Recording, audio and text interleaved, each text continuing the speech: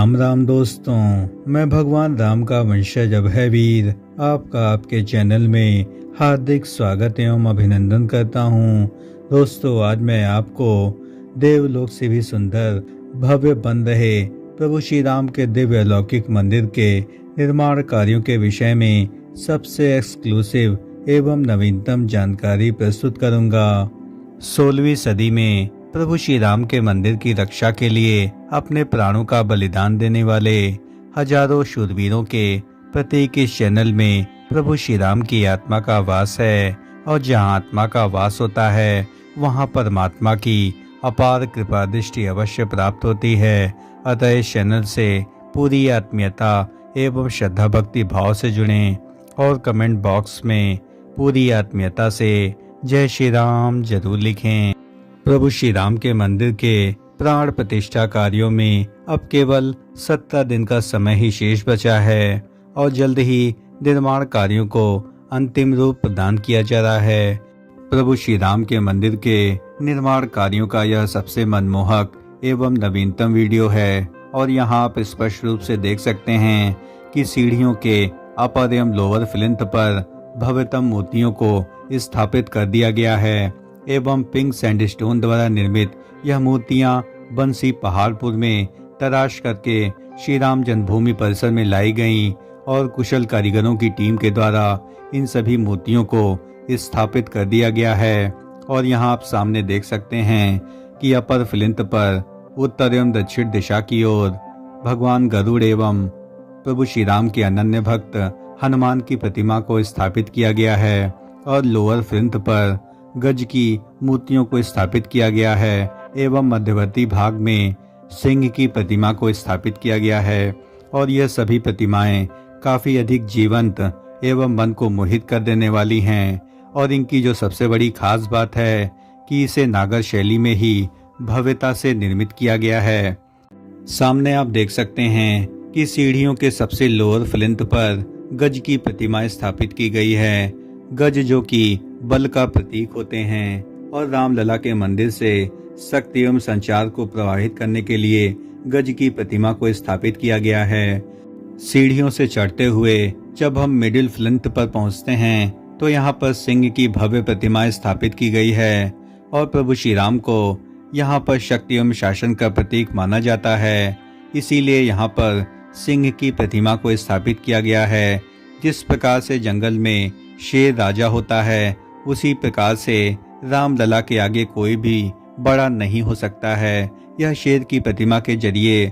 प्रदर्शित किया गया है। और जब हम सीढ़ियों के सबसे ऊपरी भाग यानी अपर फ्लिंथ की ओर बढ़ते हैं तो यहाँ पर प्रभु श्री राम के अनन्य भक्त हनुमान जी की आदमकद मूर्ति स्थापित की गई है, और यह काफी अधिक जीवंत एवं भव्यता से निर्मित की गई है। और इसके दूसरी ओर भगवान गरुड़ की भव्यतम प्रतिमा स्थापित की गई है, और भगवान गरुड़ जिन्हें विष्णु की सवारी माना जाता है, वह प्रभु श्री राम के अन्य भक्तों का स्वागत करते हुए दिखेंगे। और यह सभी सिंह द्वार के ठीक सामने भगवान हनुमान एवं भगवान गरुड़ की मूर्तियों को स्थापित किया गया है। और इन मूर्तियों को यदि आप ध्यानपूर्वक देखेंगे तो यह सभी मूर्तियां पिंक सैंडस्टोन द्वारा भव्यता से निर्मित की गई हैं, और इस पर जो अद्भुत तराशी एवं नक्काशी है वह सभी राम भक्तों के मन एवं हृदय को स्पर्श कर लेने वाली है। और इन सभी पिंक सैंडस्टोन से निर्मित मूर्तियों को राजस्थान के भरतपुर के बंसी पहाड़पुर के बेहतरीन पत्थरों द्वारा इसकी तराशी की गई है, और यह सभी तराशी कार्य भरतपुर में ही संपन्न किए गए हैं। और वहां से इन प्रतिमाओं को अयोध्या ला करके सीधे श्री राम जन्मभूमि परिसर में लाया गया, और सीधे इसको कुशल कारीगरों की टीम के द्वारा राम मंदिर की फ्लिंथ की दीवारों पर स्थापित कर दिया गया। और इन सभी मूर्तियों में मुख्य रूप से प्रभु श्री राम के अनन्य भक्त हनुमान जी, गज एवं गरुड़ देव की मूर्तियां मुख्य रूप से हैं। और गरुड़ देव की मूर्ति यदि आप ध्यानपूर्वक देखेंगे तो आपका मन काफी अधिक प्रफुल्लित हो जाएगा, क्योंकि यह मूर्ति रात में काफी अधिक खूबसूरत एवं दिव्यतम रूप में दिखाई पड़ती है। और भगवान गरुड़ का यह अद्भुत स्वरूप सभी राम भक्तों के मन एवं हृदय को स्पर्श कर लेने वाला है, क्योंकि इस प्रकार की प्रतिमा का निर्माण कार्य हमने आज तक किसी भी मंदिर में नहीं देखा कि इस प्रकार की मूर्ति मानो जीवंतता का प्रतीक है। और ये मूर्तियाँ इतनी बारीक तराशी से बनाई गई हैं कि मानो यह जीवित हो उठेंगी। और यह नागर वास्तुशिल्प की सबसे बड़ी विशेषता मानी जाती है, क्योंकि यहाँ पर जीवंतता के साथ साथ बारीकी को भी विशेष तौर पर महत्व प्रदान किया जाता है। और रामलला के प्राण प्रतिष्ठा की तिथि जैसे जैसे नज़दीक आती जा रही है, वैसे वैसे निर्माण कार्यों के जरूरी कार्यों को भी पूरा करने का दबाव भी बढ़ रहा है। और निर्माण एजेंसी का दावा है कि पूर्व निर्धारित कार्यों को अधिकांशतः पूर्ण कर लिया गया है और फिनिशिंग का काम अभी श्री राम जन्मभूमि परिसर में तेजी से संपन्न किया जा रहा है और इसे विगत 3 से 4 दिनों में पूर्ण कर लिया जाएगा। हालांकि जो इसकी डेडलाइन 5 जनवरी तक तय की गई थी, यानी श्री राम जन्मभूमि परिसर में जो भी निर्माण कार्य अब तक हो रहे हैं उनको 5 जनवरी तक पूर्ण करना था,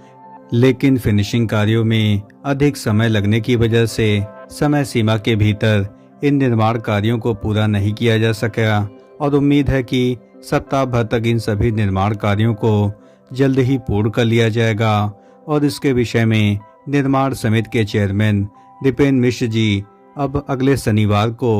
इसका दौरा करेंगे और सभी निर्माण कार्यों की गहन समीक्षा भी करेंगे, क्योंकि प्राण प्रतिष्ठा कार्यों में अब ज़्यादा दिन का समय शेष नहीं बचा है। और 15 जनवरी के पहले पहले राम मंदिर के फर्स्ट फेज के जितने भी निर्माण कार्य हैं उनको भी पूर्ण कर लिया जाना है। और इसके संबंध में श्री राम जन्मभूमि ट्रस्ट ने यह जानकारी प्रदान की कि द्वितीय तल के निर्माण कार्यों में अभी केवल रंग मंडप के शिखर के निर्माण कार्यों को ही पूरा किया जा सका है और कीर्तन एवं प्रार्थना मंडप के शिखर निर्माण कार्यों में अभी कुछ समय और लग सकता है। और उम्मीद है कि 15 जनवरी से पहले ही दोनों शिखरों को निर्मित कर लिया जाएगा। राम मंदिर के प्रवेश द्वार जो कि परकोटे का हिस्सा है, उसमें आइकोनोग्राफी में मूर्तियों को उत्कीर्ण करने का काम भी अपने अंतिम चरण की अवस्था में है। यानी जो प्रवेश द्वार परकोटे का निर्मित किया जा रहा है, यहाँ भी जो मूर्तियाँ निर्मित होंगी उन सभी को बेहतरीन आइकोनोग्राफी तकनीक से निर्मित किया जा रहा है। और उम्मीद है कि 15 जनवरी से पहले पहले सभी निर्माण कार्यों को जल्द पूर्ण कर लिया जाएगा, क्योंकि 15 जनवरी से पूजन अर्चन का काम प्रारंभ कर दिया जाएगा। और इस दौरान निर्माण कार्यों को करना काफ़ी अधिक कठिन प्रतीत होगा,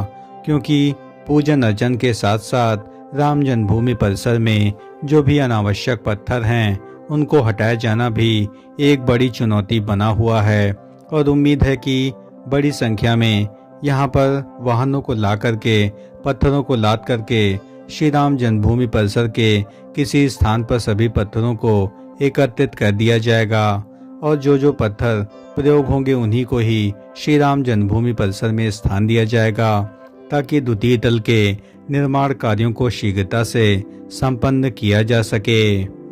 500 वर्षों के त्याग बलिदान एवं लंबी प्रतीक्षा के बाद राम मंदिर निर्माण कार्यों को भव्यता से संपन्न किया जा रहा है और इसके लिए करोड़ों राम भक्तों का योगदान काफी साधुवाद के योग्य है, क्योंकि उन्हीं के द्वारा दिल खोलकर दान दिए जाने की वजह से ही राम मंदिर निर्माण कार्यों को काफी अधिक भव्य रूप प्रदान किया जा रहा है। और जब अयोध्या में राम मंदिर का निर्माण कार्य शुरू किया गया था तो ट्रस्ट को यह बिल्कुल उम्मीद नहीं थी कि राम भक्त दिल खोलकर पूरे समर्पण भाव से दान करेंगे। अब आलम यह है कि प्रथम एवं द्वितीय तल के निर्माण कार्यों को समर्पण निधि से मिले ब्याज के पैसों से ही इसके निर्माण कार्यों को पूर्ण कर लिया गया, यानी मूलधन की आवश्यकता ही नहीं पड़ी और ब्याज के पैसों से ही राम मंदिर के प्रथम एवं द्वितीय तल के निर्माण कार्यों को पूर्ण कर लिया गया। राम मंदिर निर्माण कार्यों में यह भी बात सामने आई है कि ट्रस्ट ने देश दुनिया के 11 करोड़ लोगों से 900 करोड़ रुपए जुटाने का लक्ष्य रखा था, तो लक्ष्य से करीब 4 गुना ज्यादा रकम रामलला को दान स्वरूप मिल गए और जिसका परिणाम यह रहा कि करीब 3200 करोड़ रुपए समर्पण निधि के रूप में आए और उसके ब्याज से ही प्रथम एवं द्वितीय तल के निर्माण कार्यों को पूर्ण कर लिया गया है। दोस्तों, देवलोक से भी सुंदर एवं भव्य निर्मित हो रहे प्रभु श्री राम के दिव्य अलौकिक मंदिर के भव्यतम निर्माण कार्यों के संबंध में हमारे द्वारा दी गई जानकारी यदि आपको जरा भी पसंद आई हो, यदि आपको हमारा कंटेंट पसंद आया हो, तो इस चैनल का हृदय से समर्थन करें। इस चैनल को लाइक करें, शेयर करें एवं सब्सक्राइब करें और कमेंट बॉक्स में पूरी आत्मीयता से जय श्री राम जरूर लिखें। धन्यवाद। राम राम राम राम।